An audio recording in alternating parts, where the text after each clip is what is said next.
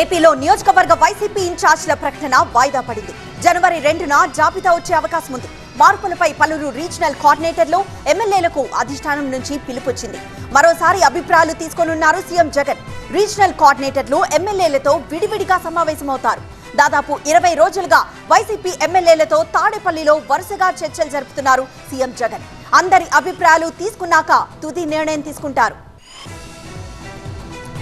చిత్తూరు జిల్లాలోని మంత్రుల నియోజకవర్గాల్లో వైసీపీ శ్రేణుల సంబరాలు చేసుకుంటున్నాయి. టికెట్ల కేటాయింపుపై వైసీపీ అధిష్టానం అధికారిక ప్రకటన చేయకముందే డిప్యూటీ సీఎం నారాయణస్వామి, మంత్రి రోజాలకు తిరిగి టికెట్ కేటాయించారని అనుచరులు చెబుతున్నారు. గంగాధర నెల్లూరు టికెట్ తిరిగి నారాయణస్వామికేనని పెద్ద ఎత్తున టపాసులు కాల్చుకుని కేరింతలు కొట్టారు. మరొక వైపు మంత్రి ఆర్కే రోజాకు నగరి టికెట్ కన్ఫర్మ్ అంటూ పార్టీ నేతలు సంబరాలు చేసుకున్నారు. నగరి గడ్డ రోజమ్మ అడ్డా అంటూ పుత్తూరు, విజయపురంలో ఆమె వర్గం పెద్ద ఎత్తున బాణసంచా కాల్చి మిఠాయిలు పంచుకున్నారు. అనకాపల్లి జిల్లా నర్సీపట్నంలో వైఎస్ఆర్సీపీ సామాజిక సాధికార బస్సు యాత్ర జరగనుంది. డిప్యూటీ సీఎంలు రాజన్నదొర, ముత్యాల నాయుడుతో పాటు వైవి సుబ్బారెడ్డి, ఉత్తరాంధ్ర ప్రజాప్రతినిధులు ఈ యాత్రకు హాజరవుతారు. ఈ సందర్భంగా మాకవరపాలెం నుంచి నర్సీపట్నం వరకు ర్యాలీ నిర్వహిస్తారు వైసీపీ నేతలు. ఆ తర్వాత అబిడ్ సెంటర్లో బహిరంగ సభ జరగనుంది. జనవరి 5 నుంచి జిల్లాల పర్యటనకు వెళతారు టీడీపీ అధినేత చంద్రబాబు. ఇందులో భాగంగా ప్రతి పార్లమెంట్ పరిధిలో బహిరంగ సభల్ని నిర్వహించబోతోంది టీడీపీ. నరసరావుపేట, అనంతపురం జిల్లాలో జరిగే బహిరంగ సభల్లో చంద్రబాబు, పవన్ కళ్యాణ్లు పాల్గొని ప్రజలను ఉద్దేశించి ప్రసంగిస్తారు. చంద్రబాబు టూర్ షెడ్యూల్ ని ఇవాళ అధికారికంగా ప్రకటించనుంది టీడీపీ. కుప్పంలో 3వ రోజు పర్యటిస్తారు టీడీపీ అధినేత చంద్రబాబు. మధ్యాహ్నం 2 గంటలకు కురబల ఆరాధ్య దైవం భక్త కనకదాసు విగ్రహావిష్కరణ చేస్తారు. కొత్తపేట, కుప్పంలో నిర్వహించే బహిరంగ సభల్లో ఆయన పాల్గొని ప్రసంగిస్తారు. అనంతరం జనసేన, టీడీపీ కార్యకర్తలతో సమావేశం కానున్నారు చంద్రబాబు. ఏపీలో మళ్లీ ఒకటయ్యేందుకు టీడీపీ, జనసేన, బీజేపీ పావులు కదుపుతున్నాయి. ఈ దిశగా బీజేపీ నుంచి సానుకూల సంకేతాలు వస్తున్నాయి. పొత్తు పెట్టుకోవాలంటే 2 షరతులకు ఒప్పుకోవాలని టీడీపీకి బీజేపీ సూచించినట్టుగా తెలుస్తోంది. టీడీపీతో పొత్తుపై బీజేపీలో ఇప్పటికే అభిప్రాయ సేకరణ పూర్తయినట్లుగా తెలుస్తోంది. 3 పార్టీలు కలిసి ఎన్నికలకు వెళ్లాలన్న అభిప్రాయాన్ని మెజారిటీ బీజేపీ నేతలు వ్యక్తం చేసినట్టుగా సమాచారం. ఏపీకి సంబంధించిన నివేదిక ప్రధాని మోదీ ముందు ఉందని బీజేపీ వర్గాలు చెబుతున్నాయి. ఈ క్రమంలో జనవరి మొదటి వారంలో పవన్ కళ్యాణ్ ఢిల్లీకి వెళతారని తెలుస్తోంది. గుంటూరు విజ్ఞాన మందిర్లో టీబీకే, జేఏసీ, కాపు రాజకీయ చైతన్య వేదిక ఆధ్వర్యంలో సమావేశం జరగనుంది. వివిధ పార్టీలకు చెందిన నేతలు ఈ భేటీకి హాజరై కాపు సంక్షేమం, సీట్లపై చర్చిస్తారు. జనాభా దామాషా ప్రకారం సీట్ల కేటాయింపు, కాపుల దీర్ఘకాలిక సమస్యలపై సమాలోచనలు చేస్తారు నేతలు. ఉమ్మడి గుంటూరు జిల్లాలో 5 నుండి 7 అసెంబ్లీ స్థానాలు కాపులకు కేటాయించాలని వారు డిమాండ్ చేస్తున్నారు. భవిష్యత్ కార్యాచరణపై ఈ సమావేశంలో కీలక నిర్ణయం తీసుకుంటారు కాపులు. ఏపీ ప్రజల్లో కాంగ్రెస్ కి ఆదరణ పెరిగిందన్నారు ఆ పార్టీ నేత జేడీ శీలం. ఏపీకి బీజేపీ తీరని ద్రోహం చేసిందని, అందుకే బీజేపీకి సపోర్ట్ చేసే వాళ్లను ఓడించడమే లక్ష్యమని అన్నారు. బీజేపీ అధికారంలోకి వస్తే ఏపీ ఇంకా నష్టపోతుందని, ఏపీకి ప్రత్యేక హోదా ఇవ్వకుండా కాషాయ పార్టీ సాకులు చెబుతోందంటూ విమర్శించారు. రానున్న ఎన్నికల్లో గెలిచి ఏపీలో కాంగ్రెస్ అధికారంలోకి రావడం ఖాయమని జోస్యం చెప్పారు జేడీ శీలం. ఏపీలో అంగన్వాడీ, మున్సిపల్ కార్మికుల సమ్మెతో రాష్ట్ర వ్యాప్తంగా సేవలు నిలిచిపోయాయి. డిమాండ్ల పరిష్కారంపై స్పష్టమైన హామీ ఇచ్చేదాకా సమ్మె విరమించేదే లేదని కార్మికులు స్పష్టం చేశారు. అవుట్సోర్సింగ్ ఉద్యోగుల్ని పర్మనెంట్ చేయాలన్నది మున్సిపల్ ఉద్యోగుల ప్రధాన డిమాండ్. వేతనాన్ని 26,000కు పెంచి సంక్షేమ పథకాలు వర్తింపచేయాలని అంగన్వాడీలు కోరుతున్నారు. మంత్రి ఆదిమూలపు సురేష్తో చర్చలు జరిపినా ఫలితం లేకపోయింది. ప్రభుత్వం మీ గురించి ఆలోచిస్తోంది, సమ్మెను విరమించండని మంత్రి చెప్పినా ససేమిరా అంటున్నారు కార్మికులు. మరోసారి మున్సిపల్ ఉద్యోగులతోనూ మంత్రి చర్చలు జరిపే అవకాశం ఉంది. ఉమ్మడి ఖమ్మం జిల్లాలో మంత్రి మల్లు భట్టి విక్రమార్క పర్యటిస్తారు. హైదరాబాద్ నుంచి హెలికాప్టర్లో బయలుదేరి భట్టి కొత్తగూడెం జిల్లా మణుగూరులో ఉన్న భద్రాద్రి పవర్ ప్లాంట్ కి చేరుకుంటారు. అక్కడి ప్లాంట్ ను పరిశీలించి అధికారులతో సమావేశమవుతారు. ఆ తర్వాత ఎర్రుపాలెం మండలం జమలాపురం వెంకటేశ్వర స్వామి ఆలయానికి చేరుకుని పూజలు చేస్తారు. డిప్యూటీ సీఎం పర్యటన నేపథ్యంలో హెలిప్యాడ్ ఇతర ఏర్పాట్లను పరిశీలించారు అధికారులు. హైదరాబాద్ నుండి రోడ్డు మార్గంలో ఖమ్మం జిల్లా పర్యటనకు వెళ్లారు మంత్రి తుమ్మల నాగేశ్వరరావు. నగరంలోని భక్త రామదాసు కళాక్షేత్రంలో జరిగే కూచిపూడి నాట్య ప్రదర్శనను తిలకిస్తారు.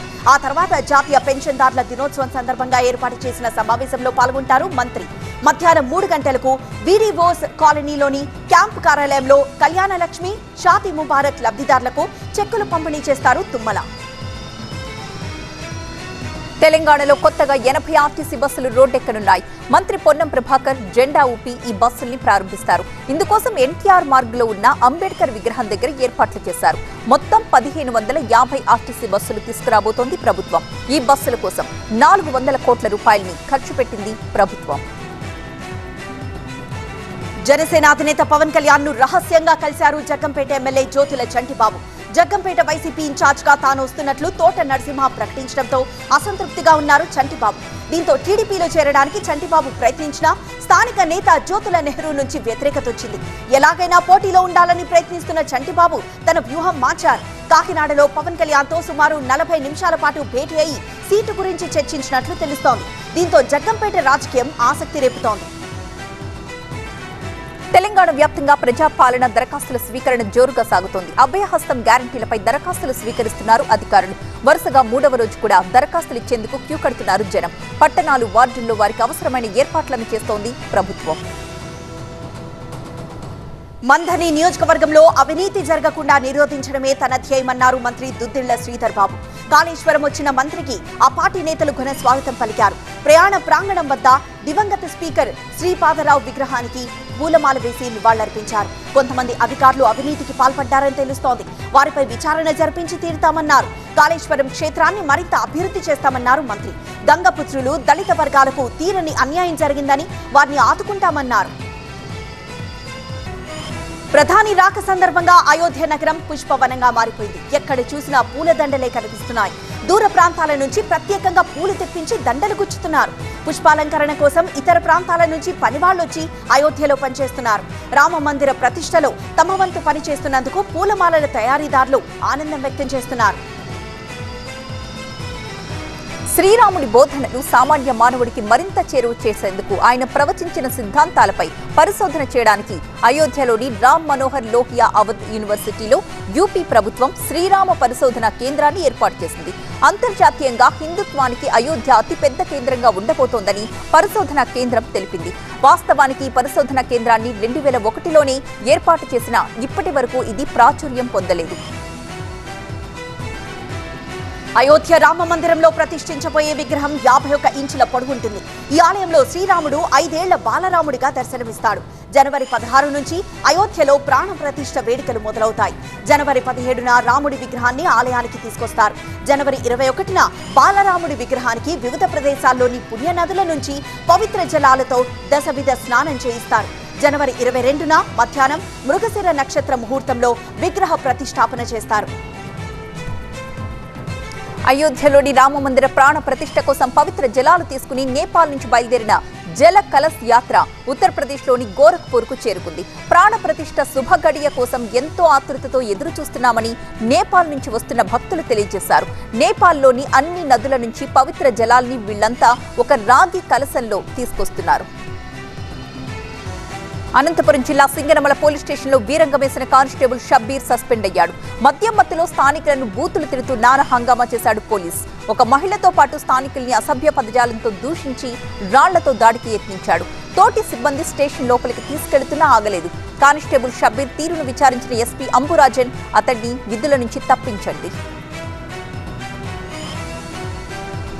ఖమ్మంలో ఒకవైపు పెండింగ్ చలానాలపై మైక్లో వాహనదారులకు అవగాహన కల్పిస్తూనే మరోవైపు కార్ల బ్లాక్ ఫిల్మ్లను తొలగిస్తున్నారు ట్రాఫిక్ పోలీసులు. బ్లాక్ ఫిల్మ్ లో అమర్చడం ఎంవీ యాక్ట్ ప్రకారం చట్టవిరుద్ధమన్నారు ట్రాఫిక్ సిఐ అశోక్. వాహనాలకు బ్లాక్ ఫిల్మ్ లో అమరిస్తే భారీ జరిమానా విధిస్తామన్నారు. ఈ స్పెషల్ డ్రైవ్ లో భాగంగా 54 కార్లకు బ్లాక్ ఫిల్మ్లను తొలగించామన్నారు పోలీసులు. ఖమ్మం జిల్లా సత్తుపల్లిలో రోడ్డు ప్రమాదాల సంఖ్య పెరుగుతోంది. సత్తుపల్లి నుంచి కిస్టారం వైపు వెళ్లాలంటే తమ ప్రాణాల్ని అరచేతుల్లో పెట్టుకుని ప్రయాణం చేస్తున్నారు ప్రజలు. సింగరేణి ఓసీ నుంచి బొగ్గు లోడ్ లారీలు హైవేపై వెళ్తూ ఉంటాయి. ఆ సమయంలో దుమ్ము ధూళితో రోడ్డు కనిపించక ప్రమాదాలు జరుగుతున్నాయని కిస్టారం సింగరేణి ఓసీ జంక్షన్ దగ్గర సెంట్రల్ లైటింగ్ ఏర్పాటు చేసి హైవేపై భారీ వెహికల్స్ పార్కింగ్ చేయకుండా చర్యలు తీసుకోవాలని డిమాండ్ చేశారు వాహనదారులు. కృష్ణా జిల్లా మచిలీపట్నంలో 5 కరోనా కేసులు నమోదయ్యాయి. వృద్ధాశ్రమంలో ఉంటున్న 47 మందికి కరోనా పరీక్షలు చేయగా 4గురికి పాజిటివ్ గా రావడంతో ప్రభుత్వ ఆసుపత్రికి తరలించారు. వారిని ఐసోలేషన్ వార్డులో వారిని చికిత్స అందిస్తున్నారు వైద్యులు. అల్లూరి జిల్లా పాడేరు ఏజెన్సీలో చలి తీవ్రత పెరిగింది. పాడేరులో 12 డిగ్రీల కనిష్ట ఉష్ణోగ్రత నమోదైంది. పొగమంచు కమ్ముకోవడంతో వాహనాల రాకపోకలకు తీవ్ర ఇబ్బందులు తలెత్తుతున్నాయి. చలి తీవ్రత అధికంగా ఉండడంతో ప్రజలు ఇళ్ల నుంచి బయటకొచ్చేందుకు వణికిపోతున్నారు.